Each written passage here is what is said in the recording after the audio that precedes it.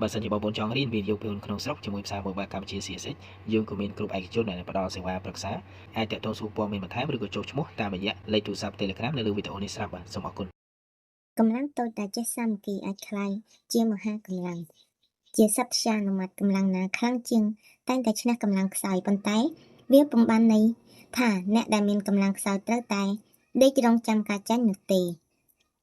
អ្នកដែលមានកម្លាំងខ្សោយប្រកាសជាចាញ់បើមិនចេះសាមគ្គីផ្ទុយទៅវិញអ្នកដែលមានកម្លាំងទន់ខ្សោយអាចឈ្នះសត្រូវបាននៅពេលគ្រប់គ្នាចេះរួបរមសាមគ្គីកម្លាំងធម្មជាតិមិនបង្កើតឲ្យមនុស្សម្នាក់មានកម្លាំងអំណាចលើសគេប៉ុន្តែបើមនុស្សទាំងអស់ចេះរួបរមសាមគ្គីគ្នាគេអាចមានកម្លាំងធម៌ពលលើសគេបុគ្គលម្នាក់មិនអាចមានកម្លាំងគ្រប់គ្រាន់ដើម្បីឈ្នះទេប្រសិនបើគ្មានការសហការចូលរួមពីអ្នកដទៃភាពសម្បូរបែបមិនអាចកើតមានចំពោះបុគ្គលតែម្នាក់នោះទេប៉ុន្តែបុគ្គលម្នាក់សុទ្ធតែមានចំណុចខ្លាំងដែលឡែកពីគ្នា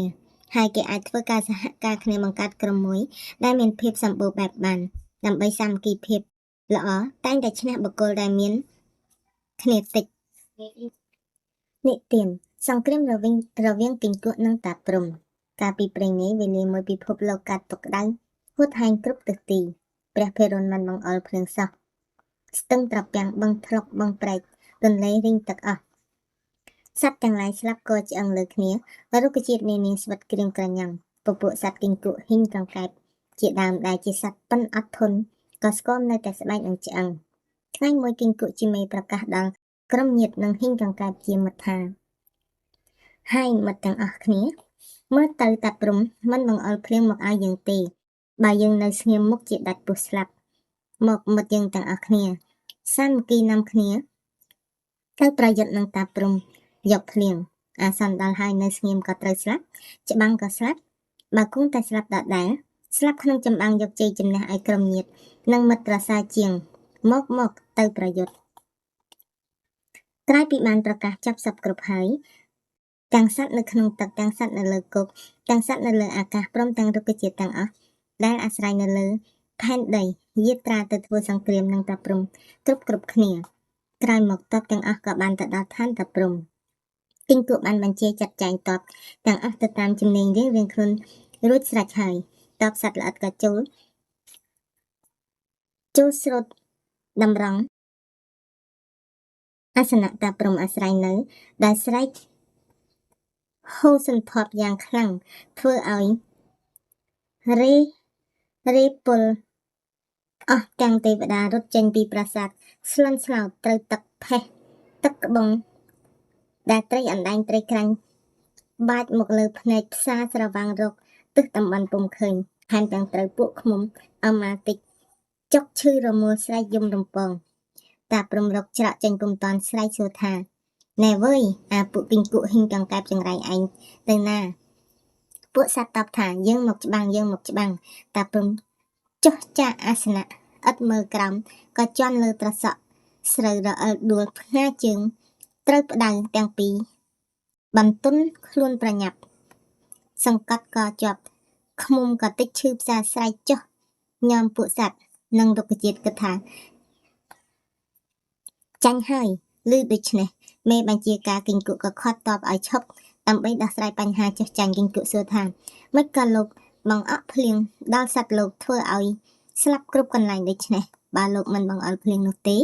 យើងនឹងកំទេចវិមានលោកសម្លាប់ទាំងរេពលទាំងលោកពំខានតាព្រំនឹកភ័យក៏ពោលថាយើងព្រមឲ្យពរដល់អ្នករាល់គ្នាហើយបើដូច្នេះពេលអ្នកណាត្រូវការភ្លៀងត្រូវសង្កេតថ្មិញបន្លឺសំឡេងពីក្រៅមកពេលនោះយើងនឹងបង្អុលភ្លៀងឲ្យអ្នកភ្លាមការសន្យារួចស្រេចតបទាំងអស់សត្វនិងរុក្ខជាតិក៏ថយមកលំនៅរៀងខ្លួនតាំងពីពេលនោះមកណាគីង្គក់ហ៊ីងកង្កែបត្រូវការភ្លៀងក៏សង្គ្រាតថ្មិញបន្លឺសំឡេងក្រាត់អែបអើបហ៊ីងហងភ្លៀងក៏ធ្លាក់មកគំនិតពិចារណាមួយសាមគ្គីមូលជាកម្លាំងនាំឲ្យមហិមាជាងសត្រូវទោះជាយើងមានមាឌតូចកម្ពស់ទាបកម្លាំងខ្សោយយ៉ាងណាក៏ដោយឲ្យតែចេះរួបរวมប្រមូលផ្ដុំសាមគ្គីវាប្រកាសជាខ្លាយទៅជាកម្លាំងដ៏ខ្លាំងអស្ចារ្យបាន 2. នៅពេលនោះសភាវៈអាក្រក់មិនឈ្នះសភាវៈល្អឡើយទោះបីសភាវៈអាក្រក់ មានអំណាចខ្លាំងយ៉ាងណាក៏ដោយក៏ព្រោះសភាវៈអាក្រក់មិនអាចសាមគ្គីបានយូរអង្វែងឡើយកាលដែលយើងតែងតែឃើញសភាវៈអាក្រក់តែងតែឈ្នះសភាវៈល្អនោះក៏ព្រោះតែសភាវៈល្អមិនចេះសាមគ្គីគ្នានោះឯង3អាតូចប្រមិចច្រមុះដែលមានចិត្តកំសាកញីដល់ពេលបានសាមគ្គីគ្នាទៅសាមគ្គីវាទៅជាមានចិត្តក្លាហានកាត់ឡើងព្រោះវាអាំងលើកម្លាំងនៃការរួបរวมសាមគ្គីដូច្នេះជនទន់ខ្សោយកម្លាំងទាំងឡាយត្រូវមានគំនិតព្រួយផ្ដើមប្រមូលកម្លាំងសាមគ្គីទោះបីជាខ្លួនកំពុងមានភាពភ័យខ្លាចយ៉ាងណាក៏ដោយព្រោះក្រោយពីការសាមគ្គីហើយសេចក្តីក្លាហាននឹងកើតឡើងជាមិនខាន4សាមគ្គីនាំមកនៅភាពរឹងមាំព្រោះមានកម្លាំងរួបរวมជាមួយប្រាជ្ញានិងសមត្ថភាពសម្បូរបែបភាពរឹងមាំបូករួមជាមួយនឹងសមត្ថភាពសម្បូរបែបបង្កើតបានជាកម្លាំងប្រយុទ្ធគ្រប់ទិសទីគ្មានសត្រូវណានឹងនឹកស្មានដល់ផ្ទុយទៅវិញបើយើងតែម្នាក់ឯងនោះជាទោះជាមានសមត្ថភាពខ្លាំងយ៉ាងណាក៏ដោយក៏មិនអាចបង្កើតកម្លាំងប្រយុទ្ធសម្បូរបែបបានដែរ5បើបានជាកម្លាំងរួបរวมសាមគ្គីហើយត្រូវចេះស្ដាប់បង្គាប់មេបញ្ជាការកម្រិតឆ្លេឆ្លាហួសការចាត់ចែងនាំឲ្យខូចខាតប្រយោជន៍ជួបការបរាជ័យទៅជាគ្នាច្រើនឥតប្រយោជន៍ទៅវិញគ្នាច្រើនប្រសើរជាងគ្នាតិចឬឈ្នះគ្នាតិចប្រសិនបើម្នាក់មានការទទួលខុសត្រូវចំពោះភារកិច្ចរៀងៗខ្លួនដែលបានប្រគល់ឲ្យម្នាក់បានទទួលភារកិច្ចហើយមិនគួរនៅត្រេតត្រត់នៅឡើយត្រូវធ្វើអីអស់ពីដៃពីជើងចាអរគុណច្រើនបងប្អូនហើយក៏សូមអរគុណដល់បងប្អូនដែលបានស្ដាប់តាំងពីដើមរហូតដល់ចប់បើសិនមិនតាមបានជួយ Subscribe សូមជួយ Subscribe Channel នឹងខ្ញុំម្នាក់មួយផងហើយចុងក្រោយនេះខ្ញុំក៏មានវីដេអូអំពីការដូរលុយលះដែរបើសិនបងប្អូនមានបញ្ហាជួបលុយលះបងប្អូនអាចយកមកដូរកន្លែងនេះខ្ញុំបានចាអរគុណច្រើនជំរាបលាជួបគ្នាវីដេអូក្រោយទៀត